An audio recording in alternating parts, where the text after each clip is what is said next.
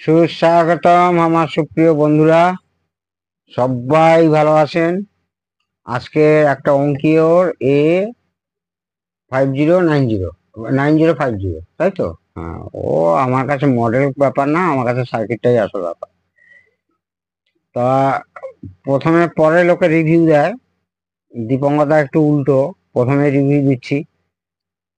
সেটটি অনেক বিদেশি সেট আমি চালাই এবং প্রচুর সেট আমি নিজে তৈরিও করি। তো সেটটি একদম আমার পছন্দ সেট না, তার কারণগুলো বলছি। প্রথমত, এই যে অ্যাম্পলিফায়ার, একটা সিম্পল স্টিরিও অ্যাম্পলিফায়ারটা দেখাচ্ছি। এইদিকে দেখুন বন্ধুরা, ভেতরটা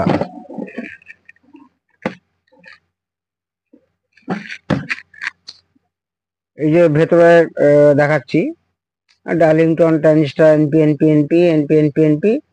আর এইখানে হচ্ছে আপনার রেকটিফায়ার ডায়োডটা এখানে ব্যবহার করা হয়েছে, পাওয়ার সাপ্লাই হিসেবে ব্যবহার করা হয়েছে।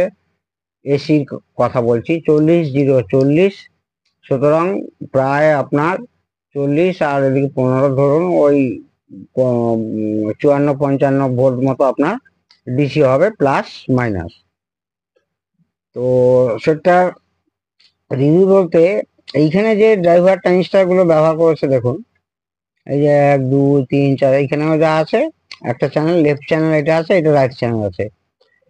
এটা ইনবর্ন, আমি এই সেট আগেও সারিয়েছি। প্রচুর গরম হয়, মানে অস্বাভাবিক গরম, হাত মানে আঙুল রাখতে পারবেন না যখন চালু অবস্থা, না এখানে আঙুল রাখতে পারবেন, এত গরম হয়। কি জানি কি সার্কিট, এই সার্কিটে আমরা কত ভালো বানাই, এইসব ট্রানজিস্টার গরম হওয়ার কোনো প্রশ্নই ওঠে না। হিটসিং খুব ভালো ব্যবহার করেছে, তার সত্ত্বেও প্রচুর গরম হয় সেটটা, প্রচুর প্রচুর হিট হয়। আর সবচেয়ে বড় মানে যেটা হচ্ছে এর, মানে যেটা ভালো লাগেনি, সেটা এর বেস টেবিল হিসাবে এখানে একটা সাউন্ড প্রসেসর ইউজ হয়েছে। এখানে দেখাচ্ছি আমি, এই জায়গাটা একটা সাউন্ড প্রসেসর ইউজ করা হয়েছে, যেটা একদম কোথাও খুঁজে পাবেন না, কোথাও মানে খুঁজে পাওয়া খুব মুশকিল। এবং ওই সাউন্ড প্রসেসরটা যদি কোনো রকম খারাপ হয়, মানে এই সেটটা ফেলে দিতে হবে। এবং এই সেট একটা না, এই আমার ভিডিওতে হয়তো এই এই মডেল প্রথম দেখাচ্ছি, কিন্তু আমি বহু সেম প্রবলেম পেয়েছি, যে এইখানে যে প্রসেসরটা খারাপ হয়ে যায়। সাউন্ড প্রসেসরের নাম্বার হচ্ছে R26152111FP।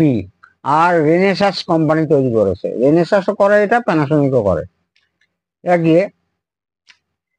তো এইখানে প্রথমত এই সাপ্লাইটা তৈরি হলো মেন অ্যাম্পলিফায়ারের জন্য, এই তার ব্রিজ রেকটিফায়ার।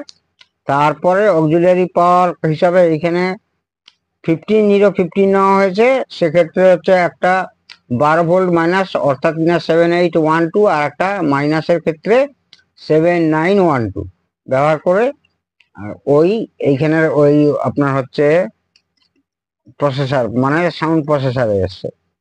এখানেও একটা প্রসেসর আছে, এখানেও একটা প্রসেসর আছে। এইটা হচ্ছে টোটাল সিস্টেম প্রসেসর, মানে সিস্টেম প্রসেসর কি কি করছে না, সেটা স্ট্যান্ড বাই থেকে রিমুভ করছে। আর হচ্ছে এইখানে যে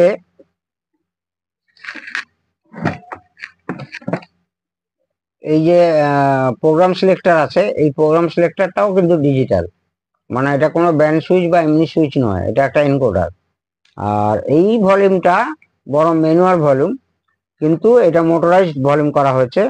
আর এই যে বেস ট্রিবিল ব্যালেন্স দেখছেন, এটাও কিন্তু ফুল ডিজিটাল, পটের মতো দেখতে আপনাদের লাগছে, ভাবছেন যে 100K বা 47K পট লাগানো হচ্ছে, তা কিন্তু না, এটাও কিন্তু পুরো ডিজিটালি কন্ট্রোল হচ্ছে। অর্থাৎ এই সেটের কোনোভাবে, সেই আবার ঘুরে আসছি, এই আইসিডি যদি খারাপ হয়, মানে পাওয়া খুব, মানে পাবেন না ধরে রাখুন এক। বর্তমান এই সেটটা আমার কাছে এসেই এই আইসিটাই খারাপ হয়, এই আইসিটা খারাপ হয়। কি কি আপনারা লক্ষণ পাবেন এই আইসিটা খারাপ হলে, কি কি বুঝবেন? এইখানে সাপ্লাই টাপ্লাই গুলো মাপবেন, দেখবেন সব ঠিক আছে, 3.3 ভোল্ট প্লাস। এইখানে অসিলোস্কোপ দিয়ে দেখে নেবেন, এই যে এস এল ক্লক তারপর হচ্ছে এসিএল ক্লক, মানে ক্লক ইন ক্লক আউট, এখানেও ক্লক ইন ক্লক আউট আছে, এখানে ক্লক ইন ক্লক আউট, এগুলো সমস্ত ডিএসএ তে দেখবেন সব পারফেক্ট কাজ করছে। কিন্তু এই যে প্রসেসর হয় নো সাউন্ড হয়ে যাবে দুটো চ্যানেলেই, নাহলে একটা চ্যানেল নো সাউন্ড হয়ে যাবে, না হলে দুটো চ্যানেল কি করবে একদম বাজে সাউন্ড আপনারা শুনতে পাবেন। এখান থেকে একদম বাজে সাউন্ড সৃষ্টি হবে, মানে করতেই থাকবেন। ভলিউম আপনি একদম জিরো করে ফেলেছেন তখনও কর করবে। আর এই সার্কিটটা ইউজ হয়েছে আপনার ওই অপটিক্যাল কোএক্সিবলের জন্য মেন। কিন্তু আমার তো মানে আমার পার্সোনাল মতে সেটা একদমই ভালো না, এবং এর আগেও আমি সেম মডেলের অঙ্কি অনেক সারিয়েছি, সেই সেটে সেম প্রবলেম।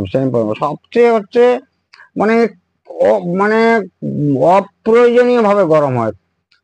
প্রথমত ফ্যান লাগা, বিদেশি সেটগুলো সাধারণত ফ্যান লাগায় না, এই ধরনের সেটগুলো হিটসিং এত বড় হওয়া সত্ত্বেও প্রচুর গরম হয়। আর এই ট্রানজিস্টার গুলো যা গরম হয় মানে আপনি রীতিমতো হাত লাগালে ছাকা খেয়ে যাবেন, একদম মনে হচ্ছে লোহা গরমে আপনি হাত দিয়ে ফেলেছেন।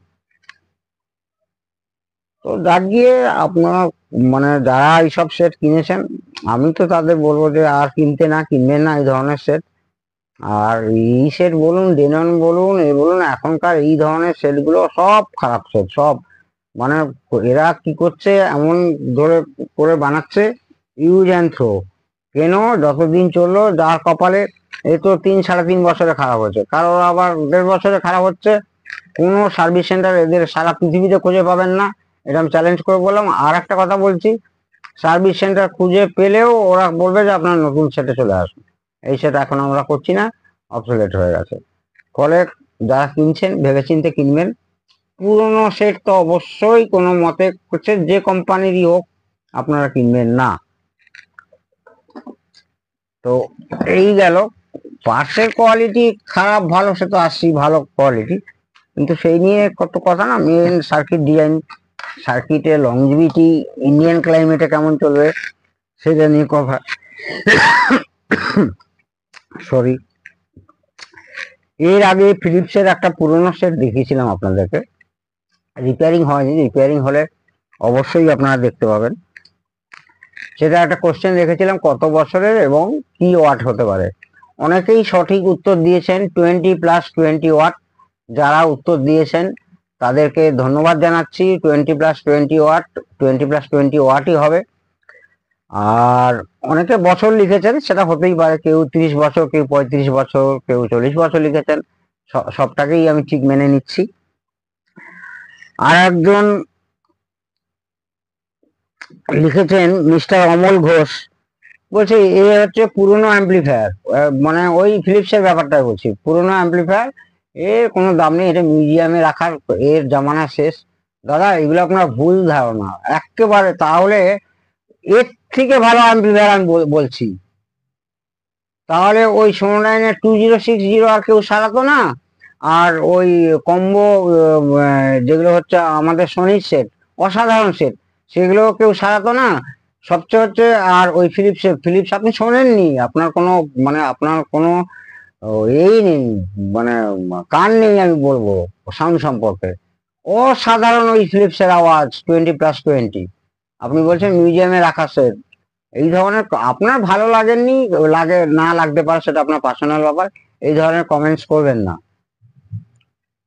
লোকের শখের সেট এবং অসাধারণ এর থেকে ভালো সেট আমি বলছি। আর ওইসব সেটে যা হবে না কিন্তু হবে সমস্তটাই রিপেয়ারেবল। কোনো প্রসেসর, কোনো ডিজিটাল, কোনো কিচ্ছু নেই, টোটাল অ্যানালগ, টোটালটাই যা পার্টস ইউজ করা হয় টোটালটাই রিপেয়ারেবল। আর একজন লিখেছেন ইটস ব্লগ বলে এক ভদ্রলোক, বোধহয় তার চ্যানেল আছে। তো সে লিখেছে যে আমি ভীষণ বেশি বকি। হ্যাঁ দাদা, বেশ করেছি বকি, আপনি আসলে আপনার বোঝার ক্ষমতা নেই। আমি 3055 নিয়ে যে কিটটিতে ভিডিও করেছি, বাজার রেডিমেড কিটটা নিয়ে, যা আমি বলেছি, আমি চ্যালেঞ্জ করে বলতে পারি যে কোনো ইউটিউবার এখনো পয়দা হয়নি যে ওই রকম করে বুঝিয়ে বলেছে। এত বড় কথা বললাম, ওই জন্যই হয়তো আমার ভিডিও বড় হয়ে যায়, কিছু মনে করবে না। আমি চ্যালেঞ্জ করে একটা ভিডিও আমাকে দেখান আমি যেভাবে ওই সার্কিট নিয়ে চুল চেরা বিচার করে বিশ্লেষণ করে বলেছি।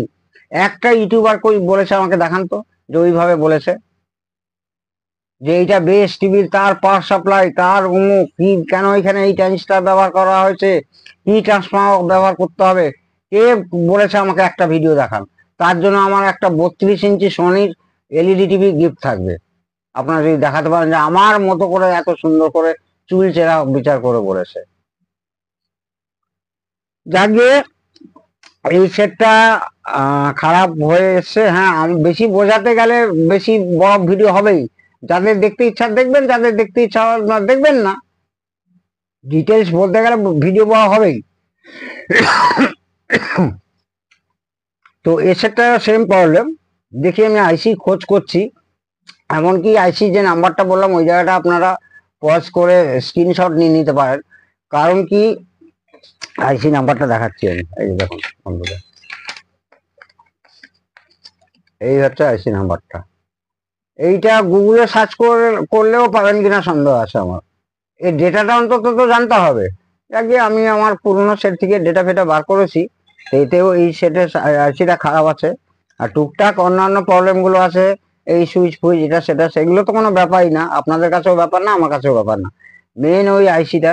এবার ওই একটা আইসির জন্য যেহেতু এই কি করেছে, সাউন্ড প্রসেসিং, বেস টেবিলের কাজ করিয়েছে, ব্যালেন্সের কাজ করিয়েছে।